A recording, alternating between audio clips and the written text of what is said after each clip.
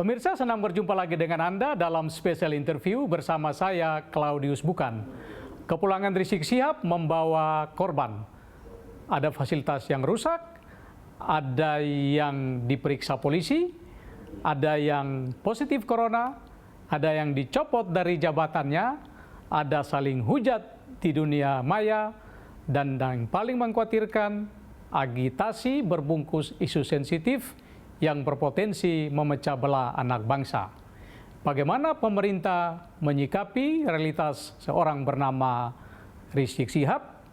Sudah bersama kita Menteri Agama Fahrul Razi. Pak Fahrul, terima kasih banyak atas kesempatannya. Terima kasih, sama-sama. Ya, sehat Pak Fahrul?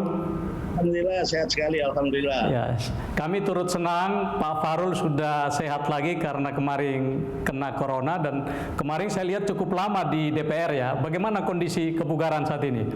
Alhamdulillah sehat ya. Saya alhamdulillah untungnya bahwa cepat ketahuan. Pada saat saya akan terbang ke daerah, dicek sehat, tak ada apa-apa, negatif. Begitu pulang sampai langsung satu malam di sana, saya pulang langsung swab, nah jadi positif. Karena positif ketahuan cepat, langsung ditangani alhamdulillah. Dalam waktu 10 hari sudah kembali sehat. Ketika terkena corona, waktu itu suasana batinnya seperti apa Pak? Ya kalau pesan saya ya agak lemas saja ya. Tapi kalau saya bisa kasih nasihat teman-teman, pada saat kita kena penyakit itu, pasti nafsu makan hilang. Tapi kalau saya meskipun hilang nafsu makan, saya jejal terus saja supaya tetap sehat. Kemudian saya ikuti nasihat dokter, ya alhamdulillah dalam waktu yang tidak terlalu lama, sudah alhamdulillah sehat kembali. Ya. Sekarang kondisi fisiknya sudah pulih seperti sedia kala atau Pak Fahrul merasa belum prima seperti sedia kala? Kalau bobotnya malah lebih tambah dibandingkan yang lalu. Itu apa yang bisa Pak Fahrul sampaikan ke pemirsa agar bisa belajar dari kasus Pak Fahrul dan semua penderita corona agar lebih berhati-hati? Kalau saya bilang kalau kita taati betul tentang ketentuan, cuci tangan, pakai masker, jaga jarak, insya Allah nggak terjadi. Saya yang lalu itu ya mungkin kalau saya bilang agak bandel, bukan juga sih ya. Tapi saya kadang-kadang dipeluk, mohon maaf, dengan beberapa tokoh-tokoh gitu. Saya hampir nggak bisa nolak gitu ya. Kemudian juga boleh dikatakan terlalu banyak perjalanan itu, terlalu agendanya terlalu padat, sehingga mungkin sangat letih. Setelah sangat letih ditambah dengan tadi itu, masuk ke kerumunan, dipeluk-peluk dan sebagainya. Meskipun saya lihat yang peluk-peluk saya kontak untuk bisa swab, tapi ternyata mereka sehat.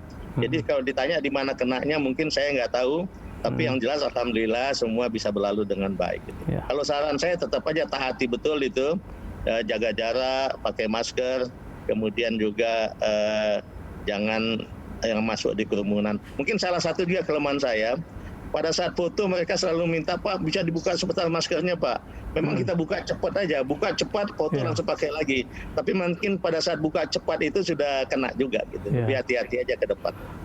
Itu tapi kemarin di DPR itu saya dengar itu Pak Menteri Agama sempat dikritik oleh anggota DPR karena kurang ngotot dalam sosialisasi soal ini, protokol kesehatan. enggak, mungkin dia mereka negur juga masalah di pesantren.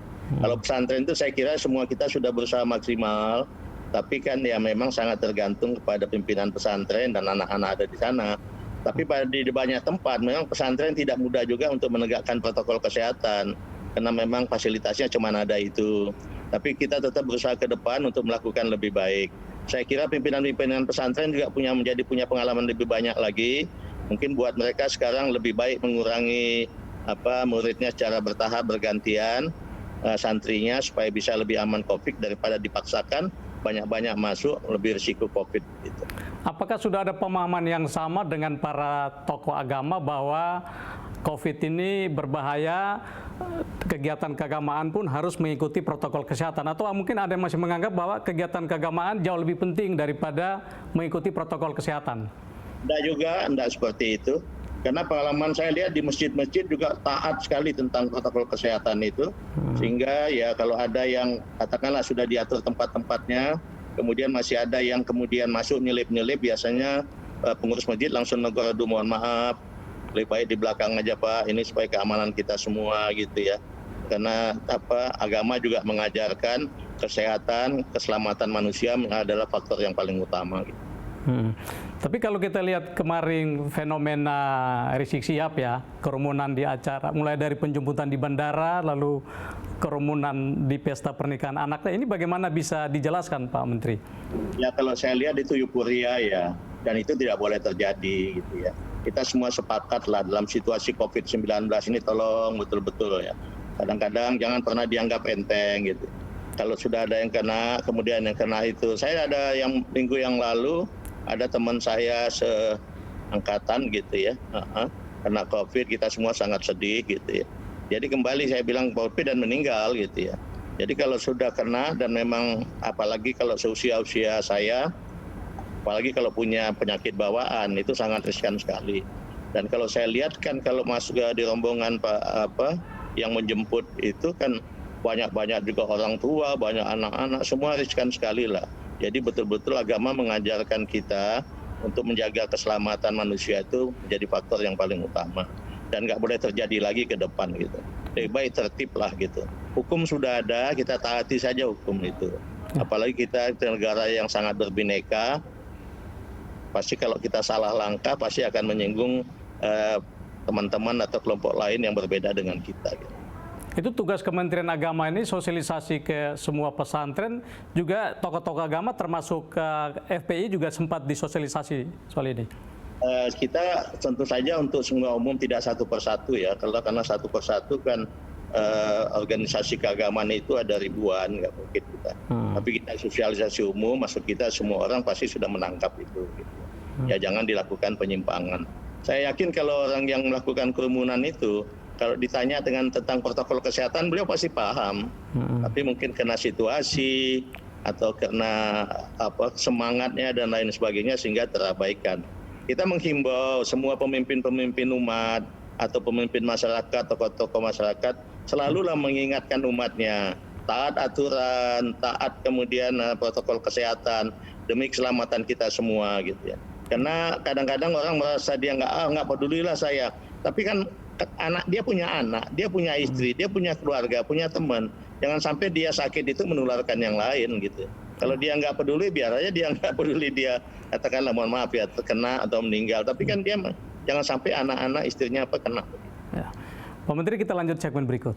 Ya. Pemirsa, tetaplah di special interview. Memaknai revolusi akhlaknya Pak Rizik Syihab. Lebih banyak berlawanan dengan akhlak mulianya Islam.